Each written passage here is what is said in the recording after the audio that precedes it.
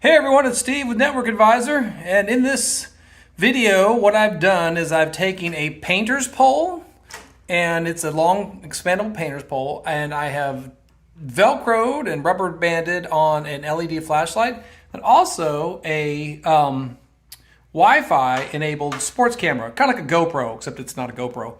And I'm going to go up into this crawl space, and I call it a crawl space. It's really not even that.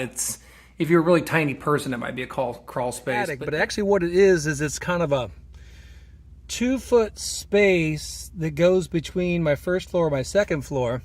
And I've rigged up this light and camera on a long painter's pole. And what I'm trying to do, let me show you. I'm sure that's probably not in focus, but what I'm trying to do is get down to the other end of that. Oh, it's about maybe 15 feet away from me. There's a bunch of cables going into a certain area, and I'm trying to get closer to see what it is. So that's what I'm getting ready to do, and I just thought I'd share it with you as I do it. All right, so the footage you're seeing here is actually coming from the sports camera. But in order for me to navigate, I'm holding my smartphone with the Wi-Fi screen connected. So that's how I'm seeing what's going on, because obviously I can't be down there by the end of the camera.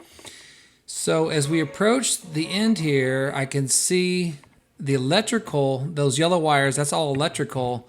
I had hoped that that was going to be some of the coax. I can't tell if that's coax going down in there, but if it is, it's definitely not all the coax, because there's another bundle right here. Let me turn the camera a little bit. All right, see, I see another batch of coax cables right here that's going to the front of the garage, and it just kind of disappears into that big bundle of insulation. So that's kind of bad news, because I had hoped they were all kind of just going down into one spot, preferably one that I could access a little bit easier.